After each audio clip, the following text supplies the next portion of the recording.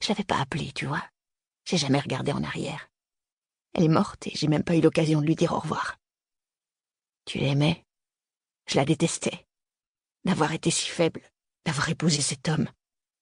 De le laisser hausser le ton, lever la main, faire tout ce qu'il voulait. Je vomissais cet homme, mais elle, je la détestais. Surtout vers la fin. Quand j'étais devenue aussi mauvaise que lui et qu'elle n'a pas fait un geste pour m'en empêcher. Je savais plus quoi répondre. Ou alors si.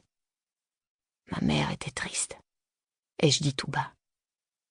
C'est le souvenir le plus net qui me reste. Et quand elle était triste, elle était infiniment triste. En même temps, quand elle était gaie, elle était infiniment gaie.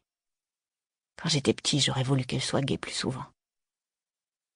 C'est ton père qui l'a tuée. J'ai pas pris la peine de la détromper. Il l'a poignardée. C'est en découvrant ton histoire que je t'ai choisi, Telly. Entre tous les gamins possibles, c'est toi que j'ai pris. Parce que je connais le bruit d'une lame qui s'enfonce dans la chair, je connais la sensation du sang qui dégouline de tes mains. Franck ne sait pas.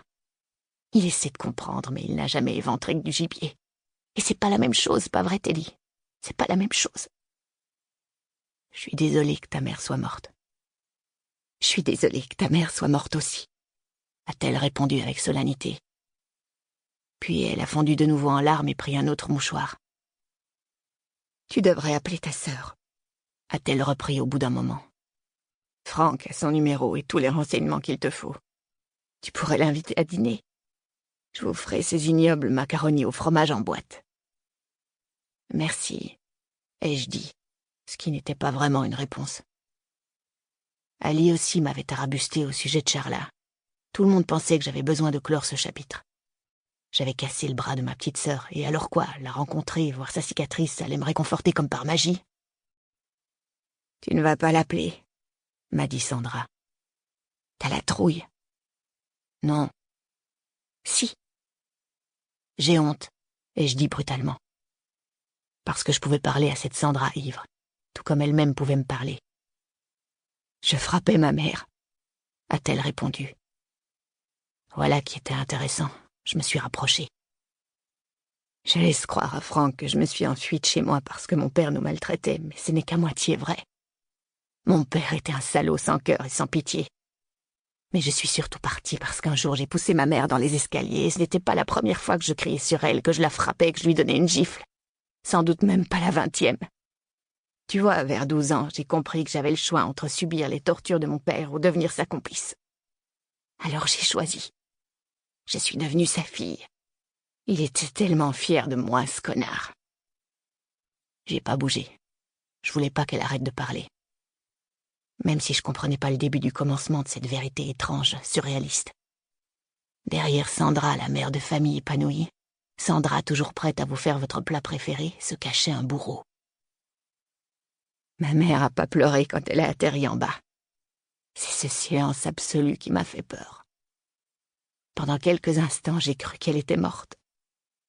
J'ai regardé mes mains, en réalisant ce que je venais de faire, et en sachant que j'étais capable de le refaire encore et encore, que j'allais le refaire, que jamais elle ne m'arrêterait. Est-ce qu'elle m'aimait trop pour ça, ou est-ce qu'elle me haïssait trop? J'ai jamais su répondre à cette question. Comment peut-on laisser son enfant devenir un tel monstre? Mon père, au moins, était franc dans sa cruauté. C'est ma mère que j'ai jamais su comprendre. Elle a fini par se relever. Elle est allée à la cuisine en boitillant. Elle s'est mise à préparer le dîner sans dire un mot. Et je me suis rendu compte que je pouvais plus vivre comme ça. Tu t'es enfui. C'était la seule solution. Si mon père avait su que je partais, il ne m'aurait pas frappé, il m'aurait tué, c'est sûr. Pourquoi? Parce que je lui appartenais, comme ma mère, et que mon père n'était pas du genre partageur. N'empêche, tu pleures en pensant à eux. Elle a levé les yeux vers moi. Tu ne pleures plus en pensant à tes parents. Là, elle marquait un point. Je me suis assis par terre. Elle a levé son verre, mais j'ai secoué la tête. Je ne bois pas souvent, s'est-elle défendue. Et j'essaie de pas trop pleurer non plus. Ce qui est fait est fait. Et Franck est un homme extraordinaire. J'ai eu une chance incroyable. J'ai toujours une chance incroyable, je le sais. Mais il y a des jours. Tu me disais que ça irait de mieux en mieux, que quand j'aurais ma propre famille, mes parents me manqueraient moins. Je mentais. Elle a pris une gorgée. Sincèrement, tu as vraiment envie d'entendre que tu auras toujours un vide dans le cœur, que tu sentiras l'absence de tes parents comme un membre amputé. Ça t'aide, ça te remonte le moral? Non. Alors oublie ce que j'ai dit. Tu vas nager dans le bonheur toute ta vie. Une fille te fera tourner la tête, ensuite tu auras de merveilleux enfants, les plus beaux du monde, et tu connaîtras jamais ni épreuve ni déception. C'est mieux comme ça. Est-ce que Henry te déçoit? Grand Dieu, non. Mais c'est vrai que parfois j'aimerais mieux qu'il ne soit pas ce petit connard arrogant. Je t'en ficherais des génies de l'informatique. J'aimais vraiment bien cette Sandra Pompette. Merci de m'avoir appris à faire le poulet à la parmesane. Ça l'a mis en rogne, hein? Mais il a son père. Ils aiment bien se parler dans leur jargon de matheux. C'est normal que j'ai un enfant à moi à mon tour. Alors voilà. Je lève mon verre à toi et moi, parce qu'ils auront beau lire tous les livres du monde. Jamais ils ne sauront tout ce que nous savons. Elle a levé à nouveau son verre. Il a fallu que je détourne les yeux. Elle avait dit que j'étais son enfant.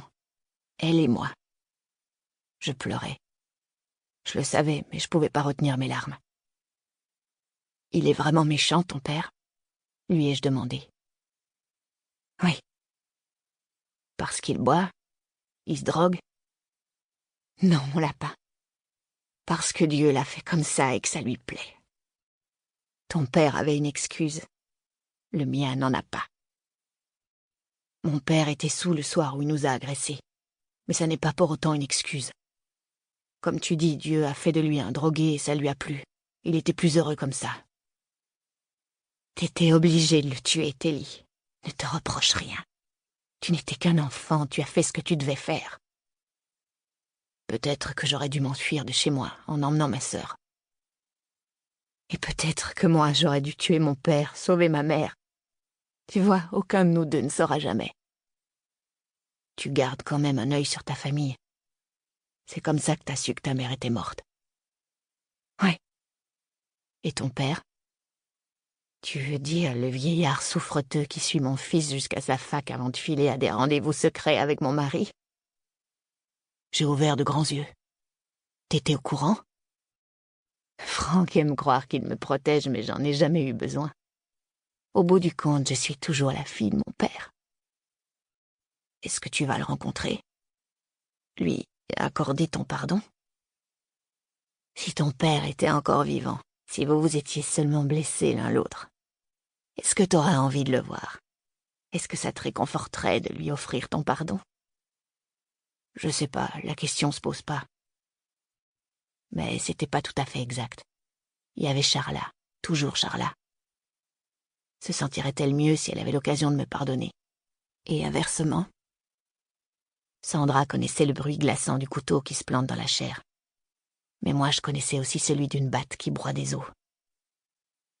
Mon père ne cherche pas mon pardon, a dit Sandra. Elle a levé son verre, l'a terminé d'un coup de gosier. Même à l'article de la mort, c'est pas son genre. Alors que cherche-t-il? Dans mes rêves les plus fous, il veut que je le tue avant que le cancer ne le fasse. Au moins ce serait une proposition intéressante.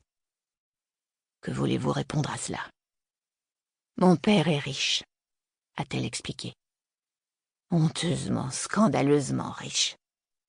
Des fonds occultes planqués dans les paradis fiscaux, des baraques somptueuses aux quatre coins du monde, achetées avec de l'argent sale. En théorie, tout cela pourrait être à moi. En le tuant. Le roi est mort, vive la reine. Tu vois le tableau. Elle a souri, mais c'était sinistre. À ce moment-là, elle n'était plus Sandra Pompette ou Sandra, ma mère de substitution. J'avais devant moi une femme que je connaissais pas du tout. Tu vas tuer ton père? Pourquoi pas, s'il me le demande gentiment. Tu lui as parlé? Non. Sa voix s'est brisée d'un seul coup. Parce que c'est ça le plus beau. Après toutes ces années, je ne sais toujours pas comment je réagirais en sa présence. Je crois que je me sentirais de nouveau toute petite, faible et démunie. Est-ce que tu pourrais me rendre un service, Telly? Tu voudrais bien tuer mon père à ma place. Je pourrais te trouver une batte de baseball. J'ai secoué la tête. Désolé, je tue que les poivreaux qui pourchassent ma petite sœur avec un couteau. C'est marrant, hein? La façon dont on grandit dans sa tête. On se promet de s'améliorer. Et au final, on change jamais vraiment.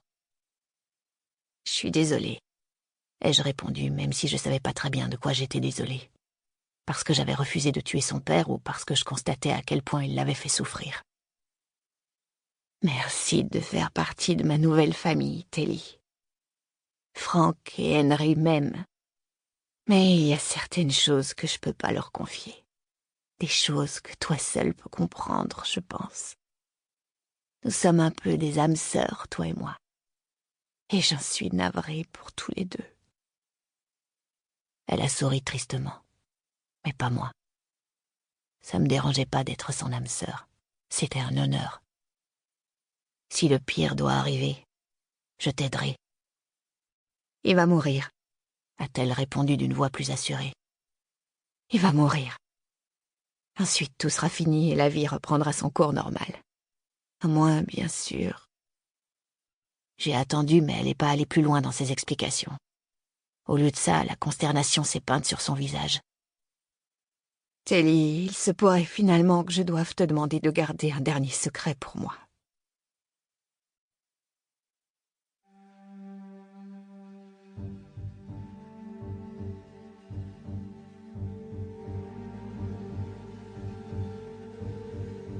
Chapitre 36.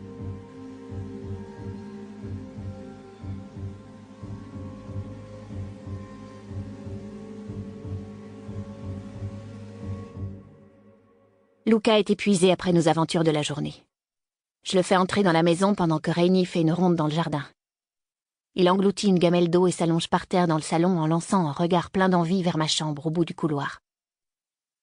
Je suis trop survoltée pour dormir. Tout me fait mal. Mes jambes, ma poitrine, mon cœur. Mais je peux pas me déconnecter aussi facilement que mon chien.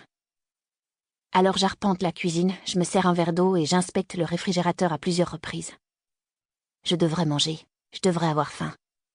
Mais rien ne me tente. Je n'arrête pas de revoir mon frère disparaître dans les bois, la carabine prête à l'emploi. Lorsque Rainy rentre, je tourne en rond autour de la table de la cuisine. Elle ne dit rien, se sert aussi un verre d'eau. Dehors, il fait encore chaud et lourd, mais à l'intérieur, la climatisation a été efficace.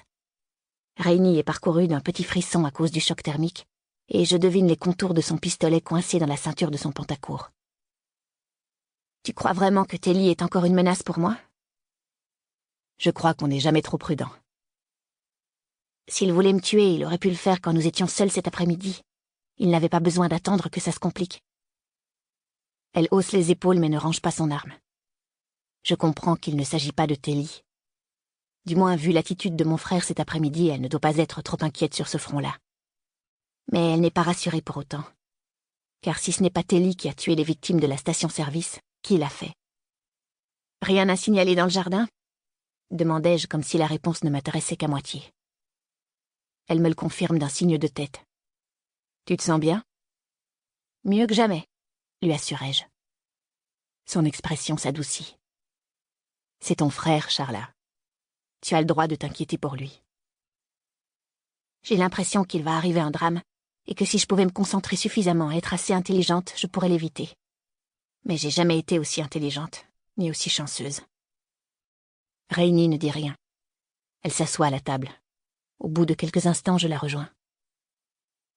La plupart des gens traversent l'existence en sachant que la violence existe, mais ils s'en sentent protégés par une certaine distance, dit-elle au bout d'une minute. Ce n'est pas à eux que les malheurs arrivent. Toi, tu n'as pas cette protection, Charla.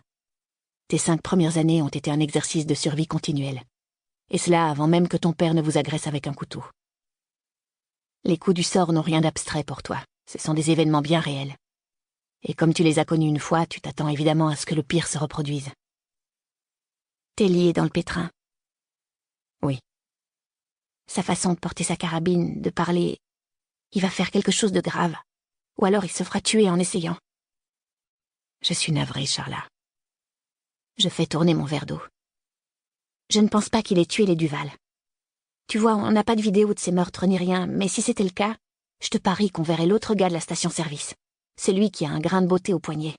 C'est lui le coupable de tout ça. Elle ne dit rien. Je m'obstine. Vu la façon dont Ellie parlait des Duval, il les respectait.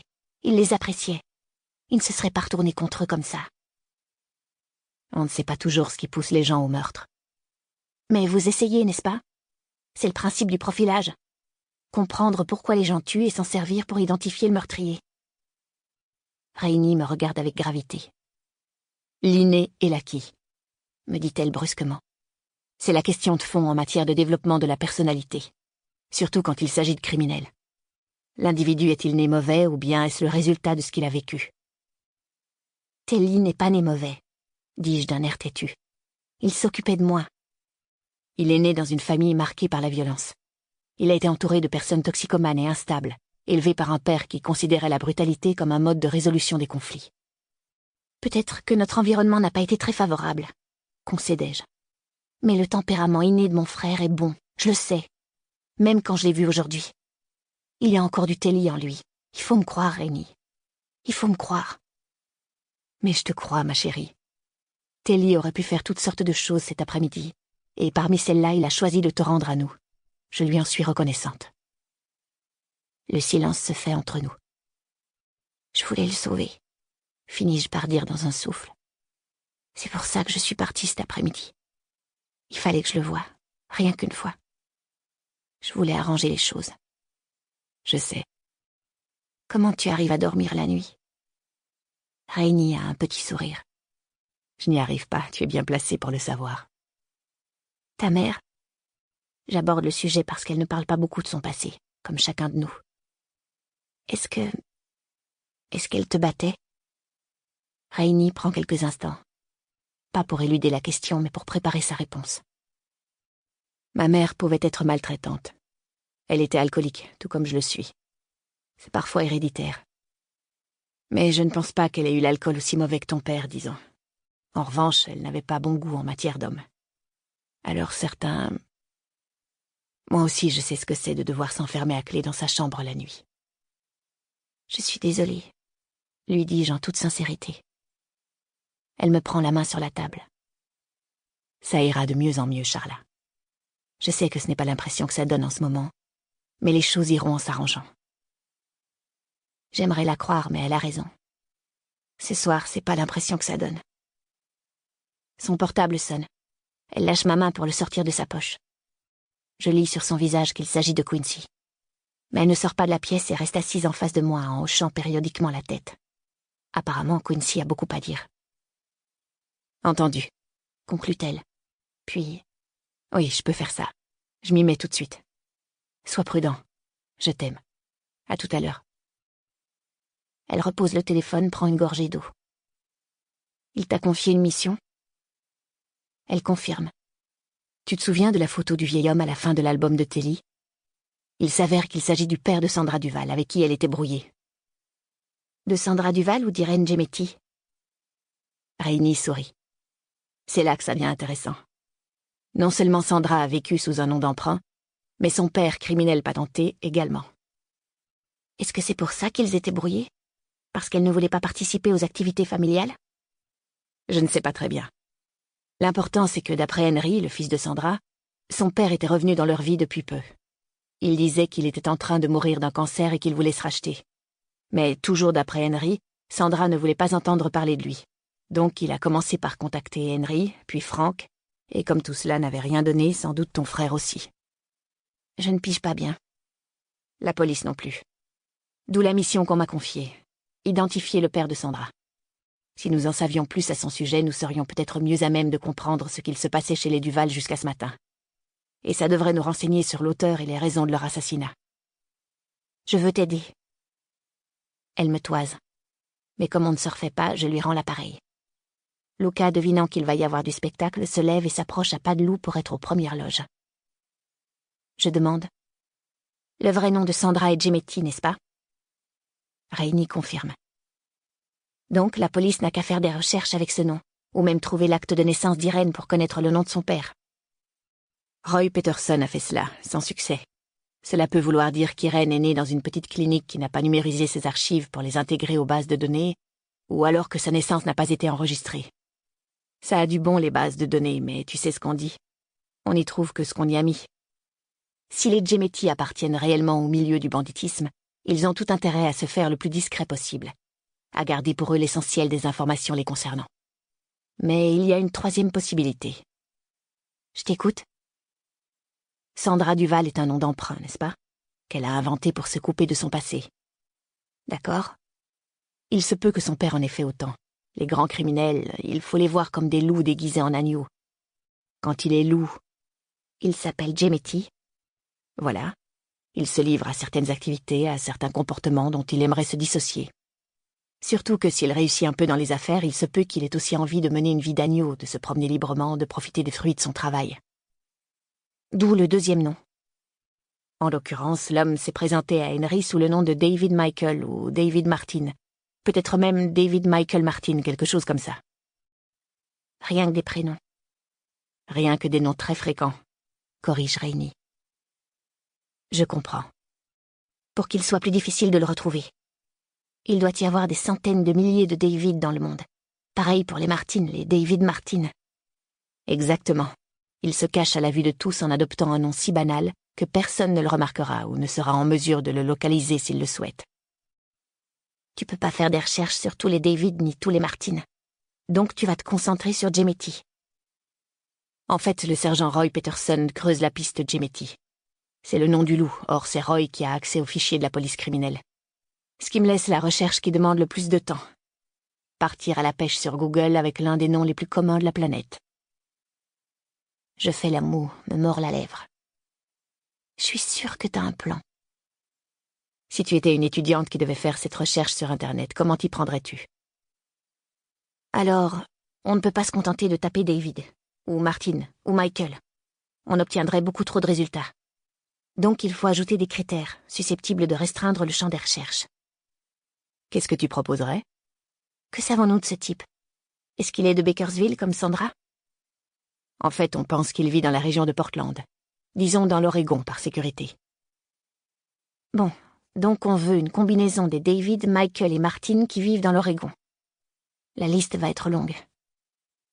Elle confirme. Il est vieux? Les vieux David, Michael, Martin qui vivent dans l'Oregon? Rainey sourit. Vieux est un terme trop général. Idéalement, il nous faudrait une année de naissance. Ça, ce serait très précis. Malheureusement, tu ne connais pas son année de naissance. Non, on pourrait essayer une fourchette, mais d'après mon expérience, le résultat n'est pas beau à voir. Surtout quand on découvre que l'année dont on avait besoin se situait juste en dehors de la fourchette. Je me renfrogne. Comment vous arrivez à retrouver des gens, Quincy et toi? Comme nous sommes en train de le faire, en échangeant des idées. Nous gardons toutes les deux le silence un instant. Rainey est la première à reprendre la parole. Il est malade. Du moins, c'est ce qu'il a laissé entendre au fils Duval. Malade et en train de mourir d'un cancer. Je me réjouis. Ça, c'est une information précise. Oui et non. Les dossiers des patients sont couverts par le secret médical. C'est vrai qu'il y a plusieurs hôpitaux de pointe contre le cancer dans l'État. Il y a des chances que notre David ait consulté dans l'un d'eux, mais nous n'avons pas accès à cette information. Il nous faut des données publiques. Est-ce qu'il est riche? On nous a laissé entendre qu'il était bon dans sa partie. Les gens riches ne se contentent pas d'être malades dans leur coin. Je le sais, je l'ai vu à la télé. Ils organisent des galas, des collectes de fonds, des campagnes sur Twitter, plein de trucs. Ils font de leur maladie un spectacle médiatique. Je crois un instant que Rainey va écarter mon idée, mais soudain... Les galas, murmure-t-elle. Il y en a un à Portland. La plus grande soirée de collecte de fonds de l'année, consacrée à la lutte contre le cancer. On y voit les célébrités locales, les riches d'entre les riches. Suis-moi. Elle m'emmène dans le bureau. L'événement est à marquer d'une pierre blanche. Je suis enfin admise dans le sein des saints. Mais c'est l'enthousiasme que j'ai entendu dans la voix de Rainey qui retient mon attention. Elle va droit vers l'ordinateur, lance le moteur de recherche, et en un rien de temps, l'écran se couvre d'une mosaïque d'images. Le gala contre le cancer, One Night, One Fight, est un dîner qui coûte $50 000 la table, ce qui en fait l'une des soirées les plus chics de Portland. Bien sûr, il y a des photographes dans tous les coins pour immortaliser ces instants glamour et mettre en ligne les photos de manière à encourager les généreux donateurs pour l'année suivante. Or, si nous ne connaissons pas le vrai nom du père de Sandra, nous savons à quoi il ressemble. Donc il suffit de nous mettre en chasse en ouvrant l'œil. Qu'est-ce que tu dirais pour la date ? On ne sait pas exactement quand David est tombé malade, mais vu comme il a l'air frêle sur la photo, je dirais que ça fait bien quelques années. Donc on va commencer il y a 5 ans et avancer dans le temps en espérant avoir de la chance. J'approuve. Rainy tape les termes de la recherche et l'écran tout entier se remplit d'un tourbillon étincelant de robes à paillettes, bulles de champagne et boules à facettes. One Night, One Fight, il y a 5 ans. J'en ai la tête qui tourne rien qu'à regarder toutes ces images. Or nous avons des pages et des pages, plusieurs années à passer en revue. Représente-toi le vieil homme de la photo dans ta tête, me conseille Rainy. Focalise-toi sur un détail concret. L'arête du nez, la distance entre les 2 yeux. C'est ce visage que nous cherchons. Ne te laisse pas distraire par le reste. Nous travaillons lentement. Pas le choix. Je m'aperçois que dès que j'accélère, les images se brouillent et je ne vois plus les visages. Mon attention est attirée par telle robe, telle boucle d'oreille. Rainy a raison. On se laisse facilement distraire.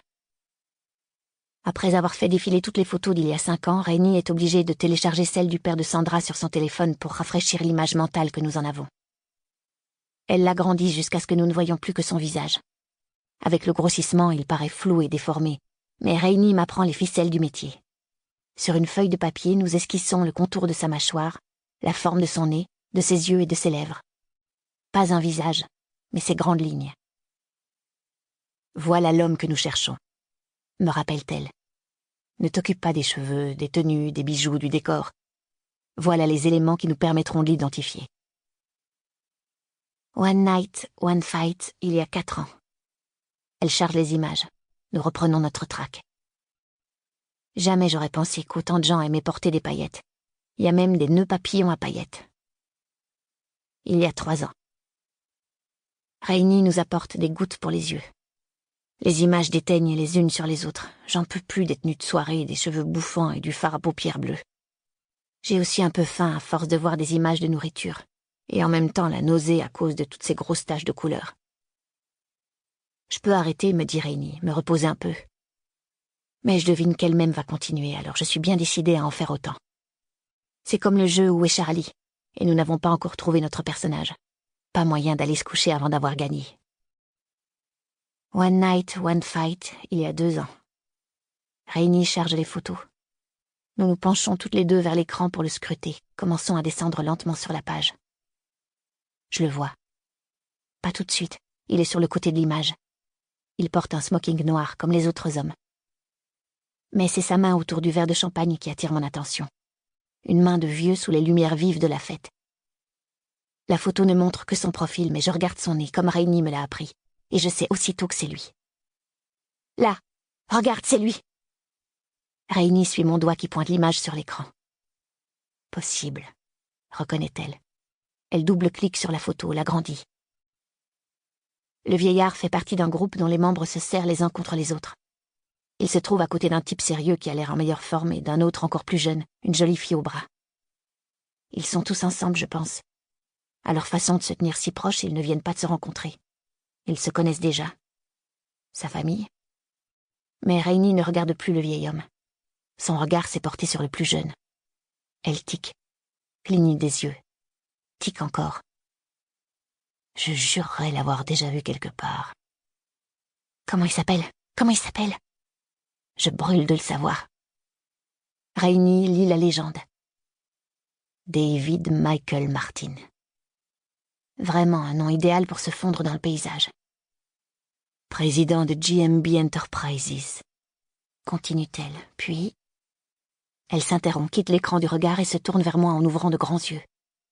Charla, je connais vraiment le jeune homme. On a commencé la journée en contemplant sa photo. C'est... Elle relit attentivement la légende, mais les noms des autres membres du groupe ne sont pas donnés. C'est l'une des 2 victimes de la station-service. Je comprends le sous-entendu. Il n'a pas été tué par hasard. Non. On a envoyé quelqu'un là-bas pour le descendre. D'abord Sandra Duval, la fille de David Michael Martin. Ensuite cet homme, son complice. Il ne s'agit pas de meurtre aveugle. Rainy attrape déjà son téléphone pour appeler Quincy. Mais alors, qu'est-ce que c'est? Je ne sais pas, c'est plus grave, plus ciblé. Elle me regarde, téléphone à l'oreille, et je sais à quoi elle pense. Les photos de moi, mon visage vu comme à travers la lunette d'un fusil. Et là, il faut se rendre à l'évidence. Je suis bien la fille de ma mère d'adoption. Parce que pendant qu'elle se demande comment elle va pouvoir me protéger, moi je me demande comment je vais pouvoir sortir Telly de ce piège. Mais aucune de nous deux n'a la réponse.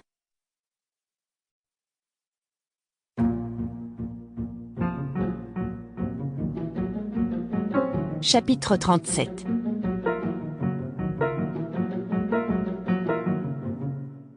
Lorsque Quincy et Shelley revinrent de leur entrevue avec Henry, il était nettement plus de minuit. Ils trouvèrent Noonan encore dans la salle de réunion, en train de planter des punaises dans la carte à grande échelle. Le pisteur leva les yeux à leur arrivée, puis se reconcentra sur sa tâche. Quincy se versa du café, puis servit une tasse de tisane à Shelley. Celle-ci grommela un merci et quitta la salle de réunion pour aller faire le point avec Roy. Quincy s'approcha du pisteur. La carte représentant les déplacements de Telly Renash lui semblait couverte d'un nouveau semis de punaises violettes. « Est-ce que j'ai envie de savoir ?» demanda Quincy. « J'indique tous les lieux où un individu répondant au signalement de Nash a été repéré. » Quincy s'aperçut que Noonan avait en main ce qui devait être un compte-rendu des témoignages recueillis au numéro d'urgence. « Comment s'est passée la conversation avec le fils ?» demanda Noonan. « Est-il complice ou coupable ? Si c'est le cas, c'est le meilleur menteur que j'ai jamais rencontré. Et j'en ai vu des bons. Donc il est hors de cause ? Il n'a rien à voir avec ce qui est arrivé à ses parents ? Quincy grimaça, fit tourner sa tasse de café. Je ne sais pas encore si j'irai jusque-là. La famille Duval réserve bien des surprises. Mais Henry semble bel et bien avoir ignoré le vrai nom et le passé familial de sa mère. Il a reconnu son grand-père dans le vieillard de l'album photo de Telly. Celui-ci aurait refait surface à l'improviste il y a quelques mois avec l'intention de nouer une relation avec son petit-fils, peut-être avec le reste de la famille. D'après Henry, son père aurait mis son veto. Le père d'Irene Gemetti, alias Sandra Duval, était un escroc de haute volée. Il ne fallait en aucun cas se fier à lui, même sur son soi-disant lit de mort. Sympa. Et il est vraiment mort, le papy ? J'espère que Roy ou Rainey sauront répondre à cette question. Ce serait aussi pratique de connaître son nom. D'un signe de tête, Quincy montra la carte murale. Les caméras laissées au campement ont montré des signes d'activité ? Rien du tout. Mais l'appel à témoins ? Quincy désignait la liasse de papier que tenait Noonan. Je cherche un tir groupé, expliqua le pisteur. Un ensemble de signalements dans une même zone qui justifie de creuser la question. Ou mieux encore, une série de signalements groupés qui dessineraient une direction. Ça nous indiquerait vers où Nash se déplace. Ça pourrait même nous aider à identifier sa prochaine cible. Quincy approuva. La piste était intéressante à suivre. Puis, constatant l'abondance et l'éparpillement des punaises violettes sur la carte, il haussa un sourcil sceptique. Beaucoup de signalements. Certes. Je ne vois pas de tir groupé. Non. Ni de direction. Je vous le fais pas dire. Noonan prit une nouvelle punaise violette et se repencha sur l'inventaire des appels. Quincy partit en quête de Shelley et Roy. Pendant l'absence de Quincy et Shelley, le sergent Peterson avait cherché des informations sur l'enquête pour meurtre mettant en cause Irene Gemetti alias Sandra Duval. Il leur tendit un maigre dossier auquel Quincy jeta un coup d'œil. Pas grand-chose à se mettre sous la dent. Irene Gemetti était recherchée en vue d'un interrogatoire concernant le meurtre par arme blanche de Victor Tchernkov, macro de bas étage dans le quartier de Pearl District à Portland. Si ce quartier était aujourd'hui connu pour ses lofts à plusieurs millions de dollars et ses épiceries tendances, on ne pouvait pas vraiment en dire autant il y a 30 ans. Le dossier contenait le rapport médico-légal sur le cadavre de Tchernkov et la déposition d'un seul et unique témoin. Une autre prostituée qui affirmait avoir vu Irene dans les parages juste avant la découverte du corps. Point final. Irene Gemetti n'avait jamais été retrouvée et, faute de nouveaux éléments, l'affaire était tombée aux oubliettes. Rien de surprenant pour Quincy. Aux yeux de beaucoup d'enquêteurs, le meurtre d'un macro était à peine répréhensible. La police était passée à autre chose et manifestement Irene Gemetti aussi. Quincy reposa le dossier et regarda Roy, qui contemplait son écran d'ordinateur, l'œil hagard. Irene s'enfuit de chez elle à 16 ans, murmura Quincy. Elle se lie avec une faune peu fréquentable. Elle se retrouve aux prises avec la violence. Doit fuir à nouveau. Et tombe droit dans les bras de Frank Duval ? Demanda Shelley depuis le pas de la porte. Quincy se retourna vers elle. Son fils dit qu'il aimait les défis. Shelley prit une gorgée de tisane. Donc, au lieu de se livrer à la police, dit-elle, Sandra se tourne vers Frank Duval. Elle le convainc de l'épouser et de l'emmener dans notre coquette ville de Bakersville. Et là quoi? Elle se métamorphose du jour au lendemain en épouse parfaite et mère de famille ordinaire. Fini la rue? On tourne le dos à son méchant papa? Toujours plus tentant que la prison pour meurtre, fit remarquer Roy. Et quand on tape le nom d'Irene Gemetti sur Internet? Demanda Quincy. Nada, dit Roy. Et le Mac, Victor? Tenta Shelley. Même chose, affaire trop ancienne ou trop insignifiante pour qu'Internet s'y intéresse. Et le seul nom de Gemetti? Trop de résultats. Il faudrait pouvoir affiner la demande. Bizarrement, grand-père et perdu de vue ne sont pas des mots-clés aussi efficaces qu'on pourrait le penser. Quincy n'était pas surpris. Internet pouvait être une mine d'informations, mais parfois on était justement noyé sous la quantité. Henry Duval jure ses grands dieux qu'il ignore tout du passé de sa mère ou de son criminel de grand-père. Et pourtant, la dernière année n'a été marquée que par 2 changements majeurs dans la vie des Duval. Ils ont accueilli Telly Renash et le père de Sandra a refait surface au bout de 30 ans. La question est de savoir lequel de ces 2 événements a entraîné l'assassinat des Duval. Au début, nous pensions que c'était Telly, mais maintenant... Roy et Shelley partageaient son avis. Plus le temps passait, plus il semblait que la clé de l'énigme résidait dans l'histoire familiale de Sandra Duval. Rainey aura peut-être fait meilleure pioche, dit Quincy. Presque comme en réponse, le téléphone de Quincy sonna. Il avala encore une amère gorgée de café noir et décrocha. Rainey avait réellement du nouveau. Charla et elle arrivaient. Ils se retrouvèrent dans la salle de réunion. La cellule d'enquête officielle, se dit Quincy. 2 profileurs, un shérif, un enquêteur de la police criminelle, un pisteur bénévole et une adolescente de 13 ans. L'escouade la plus hétéroclite que Quincy avait jamais vue. Il considéra Charla avec inquiétude. Sa fille aurait dû être couchée depuis belle lurette, surtout avec le traumatisme qu'elle avait subi aujourd'hui. Mais Charla, tout comme Rainey, était loin d'avoir l'air fatiguée.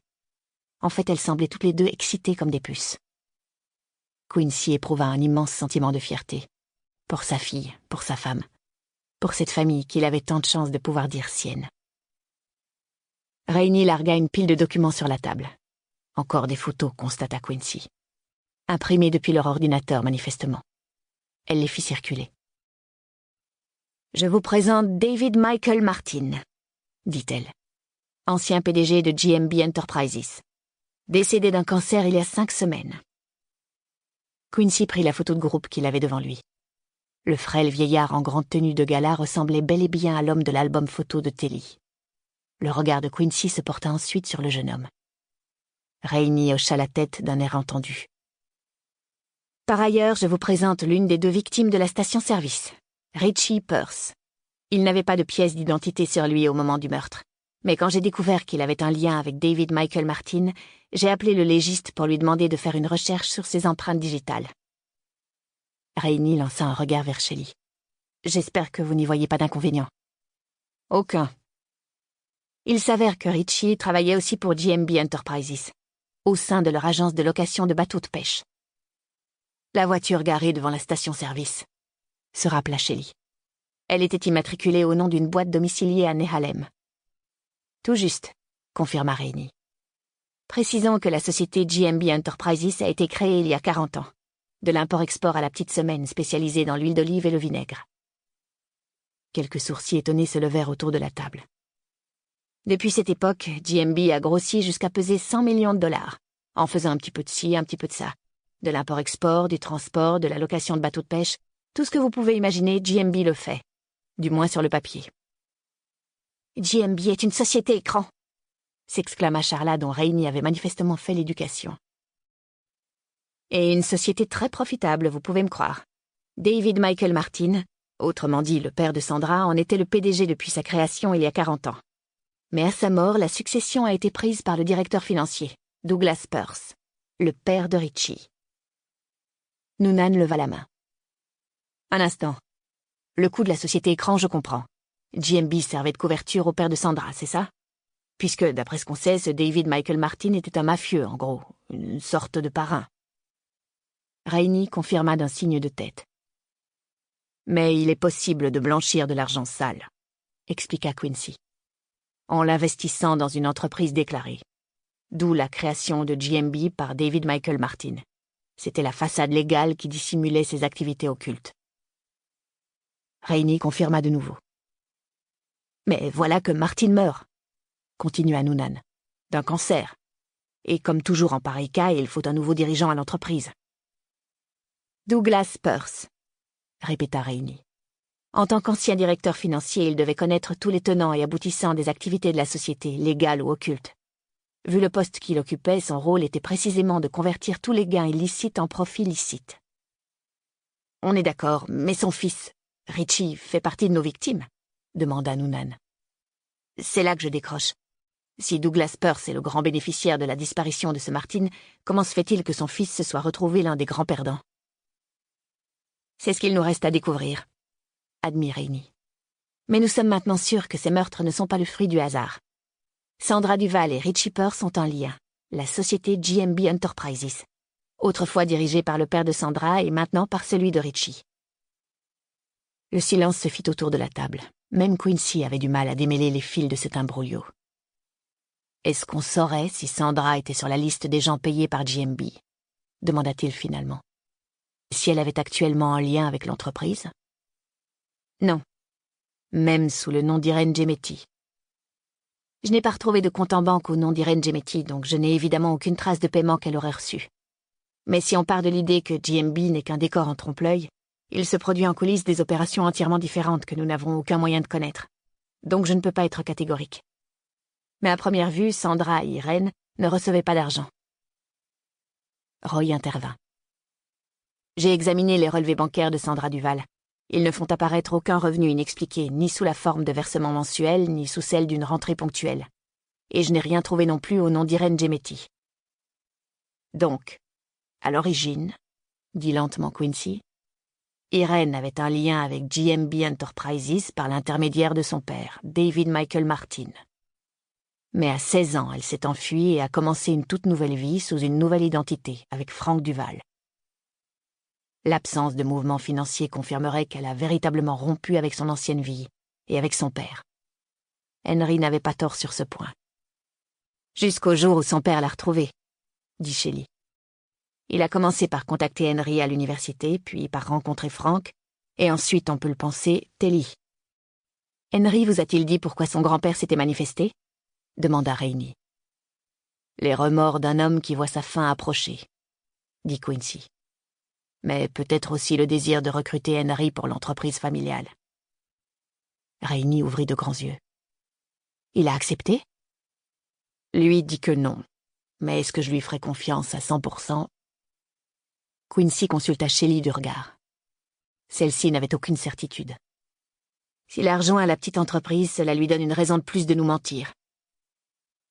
Le silence retomba autour de la table, chacun réfléchissait.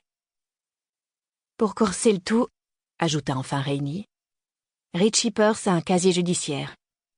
Agression, violation de propriété, encore une agression.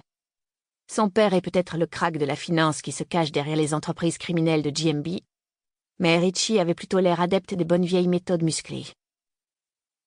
Je pense qu'il a tué les parents de Telly, dit Charla. Tous les yeux se tournèrent vers la fille de Quincy. Charla hésita mais ne flancha pas. C'est pas Telly qui leur a tiré dessus. Il m'a parlé d'eux, ils étaient gentils avec lui. Il ne les aurait pas tués, jamais de la vie. Quincy était ému par sa fille, par le courage qu'il fallait à son adolescente inhibée pour affronter le regard des adultes, par sa loyauté manifeste envers son frère. Il l'avait trop mêlé à cette affaire et devait le reconnaître. Mais c'était dans leur nature à Rainey et à lui de ne pas s'imposer de limites dans leur travail. Ce qui expliquait aussi que son autre fille, Kimberly, soit à son tour devenue agent du FBI. Richie était un voyou, n'est-ce pas? Charla avait repris la parole et elle regardait Rainey. C'est bien ça que ça veut dire des méthodes musclées, non? Son père sait jongler avec les chiffres, mais Richie aimait faire du mal aux gens, d'où les agressions. Rainy hocha la tête.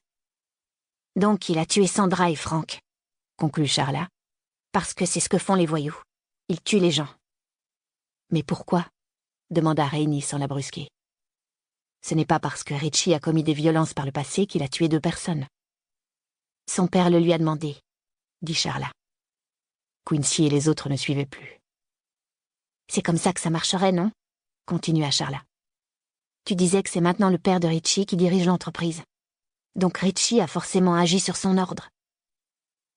Mais dans ce cas, qui a tué Richie? Demanda Noonan, dérouté. Quelqu'un d'autre, répondit Charla aussi sec. Pas Telly, puisque nous avons vu la vidéo et que ce n'est pas son bras. Mais peut-être que Telly a été témoin du meurtre. Il était à la station-service, pas vrai? Il a vu qui avait tué Richie et c'est pour ça qu'il a fui. Parce que sinon, cette autre personne allait le supprimer. Quincy cligna de nouveau des yeux. La théorie de sa fille était de plus en plus abracadabrante. Et cependant, il commençait à entrevoir les contours d'un scénario. Comment Sandra a-t-elle gagné sa liberté? Demanda-t-il. Les personnes présentes autour de la table arrêtèrent de regarder Charla et tournèrent leur attention vers Quincy. Sandra serait partie de chez elle à 16 ans, disions-nous. Elle aurait fui un père qui, il y a 30 ans, était déjà en train de bâtir un empire prospère. Mais quel criminel en pleine réussite laisse sa fille de 16 ans s'en aller? Continua-t-il pensivement. Au risque d'apparaître faible. Au risque même qu'elle représente un danger pour lui et pour son organisation. Assise en face de lui, Rainy fut la première à comprendre où il voulait en venir. Jamais un baron de la pègre n'aurait toléré un tel affront. Il aurait cherché à la retrouver. Sauf qu'il ne l'a pas fait. Irène s'est sauvée, elle a connu quelques déboires au début, c'est vrai, mais ensuite elle a rencontré Frank Duval et elle a réussi à se construire une vie. Nouveau nom, nouvelle image, tout. Impossible de trouver le moindre lien entre elle et l'entreprise de son père. Rainy secoua la tête. Quincy se pencha en avant et posa les mains à plat sur la table. Il jeta un coup d'œil vers sa fille, puis vers sa femme. Et si David Michael Martin avait été empêché de courir après sa fille? Si Irène, que nous croyons déjà capable d'avoir commis un meurtre, avait aussi compris la nature profonde de son père, alors elle a assuré ses arrières. J'ignore de quelle manière. Elle a volé quelque chose, mis un objet compromettant à l'abri. Tant qu'il la laissait tranquille, elle ne s'en servirait pas, mais s'il s'avisait de la poursuivre, elle appuierait sur le détonateur, conclut Rainy. Les chiens ne font pas des chats, railla Shelley. Mais quel rapport avec l'affaire qui nous occupe? Quincy s'adossa à son siège. Nous ne cessons d'en revenir aux changements qui sont intervenus dans la vie de Sandra et Frank Duval. Ils ont accueilli Telly. Le père de Sandra a refait surface. Mais il y a eu un 3e événement. La mort du père il y a 5 semaines. À la suite de quoi Douglas Peirce a pris la tête de GMB Enterprises et son fils Richie s'est pointé à Bakersville. Et si Irène et son père étaient restés dans une sorte d'équilibre de la terreur pendant 30 ans, chacun vivant sa vie de son côté? Mais il est mort et maintenant, cet équilibre est rompu. Je ne sais pas ce qu'avait emporté Irène Sandra, mais Douglas Peirce veut le récupérer. Et c'est pour ça qu'il a envoyé son fils. Quincy se tourna vers Roy. Vous avez reçu le rapport balistique sur le meurtre des Duval? Non, mais je pourrais demander au légiste de chercher des résidus de poudre sur les mains de Richie Peirce. Ce serait un début de confirmation. Si Richie a des résidus de poudre sur les mains, cela voudra dire qu'il a tiré avec une arme à feu peu de temps avant de mourir, expliqua Quincy à sa fille, ce qui accréditerait ta théorie selon laquelle il a tué les Duval. Charla acquiesça. Rien qu'à son expression, Quincy devina que sa fille était sûre de son fait. Ça n'explique toujours pas qui a tué Richie, dit Shelley. Bordel, mais combien j'ai de types qui se promènent dans mon comté un fusil à la main? Et pourquoi Telly n'a-t-il pas dénoncé ce qui se passait au lieu de se retrouver à la station-service et de dégommer une caméra de surveillance? J'en tiens pour ma première théorie, dit fermement Rainy. Telly est victime d'un coup monté visant à lui faire porter le chapeau. Il faut qu'il se laisse accuser s'il veut protéger sa sœur, donc il ne peut pas venir nous trouver directement. Alors il sème des petits cailloux. Les photos de sa sœur dans son téléphone pour que nous veillions sur elle. Puis la photo du père de Sandra dans son campement factice. Il veut que nous comprenions ce qui est en train de se passer, et que nous arrêtions le massacre. En mitraillant mon équipe, grommela Noonan. Personne n'arrivait à expliquer cet épisode. Charla baissa les yeux, tout intimidée. Une fois de plus, le silence se fit autour de la table. Tout le monde réfléchissait. « Très bien », relança Shelley avec énergie. « Nous avons 4 morts. Apparemment, Frank Duval et Erin Hill ont été des victimes collatérales, les vraies victimes étant Sandra Duval puis Richie Pearce. Tous deux avaient un lien avec GMB Enterprises qui a connu un grand chambardement il y a 5 semaines avec le décès de David Michael Martin. Aujourd'hui, un nouvel homme est aux commandes, le fameux Douglas Pearce, et les gens se mettent à tomber comme des mouches. Si Telly Renash a raison et que c'est à nous d'arrêter l'hécatombe, comment faire ? J'ai une théorie, dit Noonan. Ils se retournèrent tous vers lui. Pas sur le crime lui-même, s'empressa-t-il d'ajouter. J'y connais que dalle en criminalité, mais j'ai travaillé sur la carte. D'après les données les plus fiables dont nous disposons, notamment le lieu de la rencontre entre Charla et son frère, Telly se dirige vers le sud. Tout le reste, y compris le campement factice, n'était que de la poudre aux yeux. Quincy observa le pisteur. Quelle distance entre la dernière position connue de Telly et la maison des Duval ? Quelques kilomètres. Quincy hocha la tête. Il fait nuit maintenant, observa-t-il. Tout est calme. Les médias font le siège ici, les policiers sont rentrés pour la nuit. Donc, si Sandra possédait une quelconque police d'assurance sur l'entreprise criminelle de son père et que personne ne l'a encore trouvée... Vous pensez que Telly est en train de retourner chez ses parents ? Demanda Shelley à Quincy et Noonan. Si c'est bien le fin mot de l'histoire, oui, répondit Quincy. Il y a 30 ans, Sandra a emporté quelque chose et Douglas Pearce veut le récupérer. Le problème, c'est qu'il n'est pas le seul. Est-ce qu'il aurait un rival, à l'intérieur, à l'extérieur ? Allez savoir. Si Richie est allé chez les Duval, c'est pour une raison bien précise, qu'il a lui-même conduit à sa perte. Mais si Richie était là-bas le premier, est-ce qu'il n'aurait pas déjà découvert l'information ? Information que le deuxième assassin lui aurait ensuite prise ? Demanda Shelley. Je pense qu'il n'a rien trouvé, dit Quincy. D'après la position des corps, il a tué Frank immédiatement pour supprimer une menace potentielle. Sandra, il l'a peut-être laissée en vie le temps de répondre à ses questions, mais elle a quand même été tuée dans la chambre. 3 balles dans le dos alors qu'elle sortait de son lit. Elle n'a pas pu se lever et exhumer son secret vieux de 30 ans, le donner et rejoindre son côté du lit à reculons. Je crois que l'erreur du meurtrier aura été de tuer Frank Duval. Après cela, je ne vois pas une femme de la trempe de Sandra lui céder. D'autant qu'elle n'était pas tombée de la dernière pluie. Qu'elle parle ou non, elle savait son sort scellé. Pourquoi donner cette satisfaction à son assassin ? La digne fille de son père, souligna une nouvelle fois Shelley. Quincy lança un regard à Charla. Ça arrive. Shelley fit la moue. Quincy voyait qu'elle réfléchissait. Certaines affaires commencent par des indices qui donnent naissance à des théories. Mais dans d'autres, comme celle-ci, on se réunit pour échafauder des théories qui frôlent l'extravagance. Mais qui, espère-t-on, conduiront à des indices ? D'après l'expérience de Quincy, il n'y avait que le résultat qui comptait. Shelley devait en être arrivée à la même conclusion. « Oh, et puis zut, allons-y pour la chasse au trésor. On n'a pas de meilleure piste de toute façon. Roy, appelle le légiste. Demande-lui de rechercher des résidus de poudre sur les mains de Richie Pearce et vérifie de ton côté tous les antécédents de notre ami. Vois aussi si tu peux faire venir Douglas Pearce en vue d'une audition, qu'on entende ce que le père a à dire pour la défense de son fils. Quant à nous... » Le regard de Shelley se posa sur Noonan. « Comment font les pisteurs pour retrouver des informations secrètes ? Dans la nuit noire et sous la possible menace d'une mort imminente, évidemment. C'est ce qu'on va découvrir. » Quincy se leva, embrassa Rainey, serra Charla dans ses bras. Puis Cal, Shelley et lui reprirent la route pour se rendre une fois de plus chez les Duval. Quincy se demandait si Telly Renash était réellement retourné là-bas, et ce qu'il allait leur en coûter de le découvrir.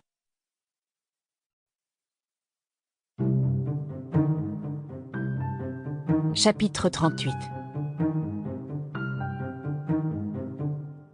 Shelley éprouvait une sensation bizarre, comme une démangeaison entre les omoplates, impossible à gratter. Sur les petites routes qui menaient chez les Duval, elle se surprit à conduire plus lentement que nécessaire, à regarder chaque virage de la route trembler à la lisière de ses phares. Pas d'éclairage nocturne à la campagne, et la plupart des habitants n'étaient pas du genre à laisser une lampe allumée toute la nuit sous leur porche. Ils parcoururent donc des kilomètres et des kilomètres dans les ténèbres, les silhouettes écrasantes des pins ne découpant que des formes noires sur le ciel bleu marine. Par une nuit comme celle-ci, Il ne manquait pas d'endroits où un tireur embusqué pouvait se cacher, surtout s'il avait une carabine puissante et des talents de chasseur. Le fait que Telly Renache n'ait pas été l'auteur des meurtres de la station-service ne prouvait pas qu'il n'était pas un tueur. Seulement qu'il y avait plus d'un individu dangereux en circulation dans le comté. Shelley se gara à plusieurs maisons de celle des Duval en retrait de la route, derrière une haie de ronces. Elle n'avait pas envie de donner trop de publicité à leur présence. Pas avec tous les points d'interrogation qu'il y avait encore dans cette affaire. De son coffre, elle sortit son fusil de service et des munitions. Quincy le prit sans hésiter. Comme l'indiquait son t-shirt, il était moniteur de tir, alors que les talents de Cal répondaient mieux aux exigences d'une fouille que, disons, d'une mission de surveillance. « Je n'ai pas de lunettes de vision nocturne », les prévint Quincy en fixant le premier chargeur avant d'en glisser 2 de réserve dans ses poches. « Alors si l'un de vous a l'intention de courir vers moi, je lui conseillerais de commencer par s'identifier. Votre position ? Pas de surplomb possible, donc je vais m'en tenir à un schéma de patrouille classique et faire des rondes à intervalles aléatoires autour de la maison, en espérant que vous trouverez ce que vous cherchez avant qu'un malfaiteur ne surgisse des ténèbres. Ça marche. » Cal intervint. « Et que cherchons-nous » Shelley fronça les sourcils. Cela faisait un moment qu'elle étudiait la question. « Quelque chose de féminin, » répondit-elle finalement, ce qui lui valut 2 regards interloqués. Imaginez ça. À voir la page Facebook de Sandra Duval, elle tirait beaucoup de fierté de son rôle de mère et d'épouse. Donc la maison était son domaine. Si elle cherchait à protéger un secret, elle devait le garder à proximité. Pas dans le garage, qui était le fief de son mari, ni sur l'ordinateur, qui était le joujou du fiston. D'autant qu'il y a 30 ans, les ordinateurs étaient de gros machins encombrants, fit remarquer Quincy avec humour. Son père n'en avait sans doute même pas chez lui. Il devait se trouver dans les locaux de l'entreprise. Donc si Sandra voulait s'emparer rapidement de quelque chose avant de fuir, le choix devait être limité. Elle a peut-être trouvé un exemplaire des comptes trafiqués de son père dans son bureau, ou bien une photo compromettante dans sa bibliothèque, le trophée d'un meurtre. Les assassins font réellement ce genre de choses ? S'étonna Cal. Ils font réellement ce genre de choses, confirma Quincy. Et dans le cas du crime organisé, exposer de tels souvenirs à la vue de tous permet aussi de rappeler à vos sous-fifres de quoi vous êtes capables. C'est toujours utile pour maintenir la discipline. « Vous cuisinez ?» demanda Shelley à Cal. « À part du fromage. » C'est bien ce que je pensais. Entendu. Vous prenez la chambre, je commence par la cuisine. Vous aimez bien vous mettre dans la tête de la cible, alors bon courage. Personnellement, je vais me mettre dans celle d'un cordon bleu. Vu le nombre de recettes qu'elle publiait, Sandra avait une passion pour la nourriture. Donc si elle voulait garder quelque chose à portée de main, il y a toutes les chances que ça se trouve dans la cuisine. Bizarre, dit Cal. Je sais. C'est précisément pour cette raison que personne n'a encore mis la main dessus. Quincy partit le premier. Il s'éloigna au petit trot sur la route, fusil à la main, et disparut dans la nuit. Ils lui laissèrent 5 minutes, puis Shelley entendit 2 déclics sur sa radio. Le signal que la voie était libre. Cal et elle se mirent en marche, mais elle avait toujours du mal à contenir sa nervosité. Elle avait été capable de foncer tête baissée dans un bâtiment en flammes. Il n'y avait aucune raison pour qu'une nuit sombre et moite lui donne la tremblote. Elle remarqua que la respiration de Cal n'était pas vraiment paisible à côté d'elle. « Ça va aller, » dit-elle. « On entre, on trouve notre indice, on ressort. Et on boucle cette affaire. »« Je ne suis pas inquiet, » répondit-il sèchement. « Je suis en colère. »« À cause de votre équipe ? » ?»« Non, parce que je suis terrorisée. Honnêtement, ça me fout en rogne. »« Comme je vous comprends, » dit Shelley. Ils s'approchèrent de la maison. Aucun signe de Quincy. La preuve qu'il faisait bien son travail, se dit Shelley. Autre bonne nouvelle, le ruban de scène de crime qui barrait la porte était encore intact. Elle l'avait remis en place après leur précédent passage. Elle sortit son couteau, coupa le nouveau ruban et entr'ouvrit la porte. L'odeur n'avait franchement pas faibli.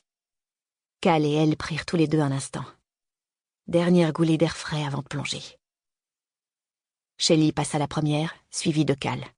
Il referma la porte derrière eux, et ils furent engloutis dans une obscurité chaude et fétide. Ils s'éclairaient à la lampe torche, faisceau dirigé vers le bas, en se tenant éloignés des fenêtres pour éviter d'être visibles. Encore une fois, la discrétion était de mise. Si des hommes de main sévissaient réellement dans les parages, Dieu seul le savait à ce stade, autant ne pas donner l'alerte. Cal partit à gauche, vers les chambres. Shelley ne lui enviait pas sa mission. Elle prit la direction de la cuisine. Il aurait été pratique de savoir ce qu'il cherchait, de se le représenter mentalement et ensuite de voir où cela pouvait se trouver dans la pièce. Elle aimait bien l'idée de Quincy. Il s'agissait peut-être d'un souvenir. La balle avec laquelle David Michael Martin avait commis son premier meurtre, par exemple. Un objet que la jeune fille aurait facilement pu dérober dans le bureau de son père, mais également dissimulé durant les mois où elle avait été à la rue. C'était le morceau du puzzle qui contrariait Shelley. Non seulement Sandra s'était enfuie de chez elle à 16 ans, mais elle s'était retrouvée sans abri et acculée à la prostitution. Du moins, c'est ce que laissait penser la mort du maquereau. Quel objet volé l'adolescente avait-elle pu conserver alors même qu'elle était en situation de survie au quotidien? Shelley commença par les pots à épices. Sandra en avait plusieurs rangées suspendues au-dessus de la cuisinière, très coquets et rustiques. Shelley les attrapa et sous la lumière de la lampe torche les secoua un à un. Elle commença par les épices les plus exotiques pour elle. L'anis. Elle ne savait même pas quel plat on pouvait parfumer avec de l'anis, ce qui dans son esprit en faisait une bonne cachette. Mais elle fut bredouille de ce côté-là. Après les épices, elle passa au freezer. D'après Henry, sa mère avait l'habitude d'y planquer un petit pécule. L'astuce était connue. Au point, se disait Shelley, que Sandra n'aurait sans doute pas dissimulé son bien le plus précieux au même endroit. Mais il aurait été idiot de ne pas s'en assurer. Rien non plus dans le freezer. Le cellier. Poêle et casseroles. Mijoteuse, tiroir entier rempli d'ustensiles dont Shelley ignorait même qu'ils avaient un usage en cuisine. Et puis, une étagère de livres. Aux pages cornées, semées d'éclaboussures.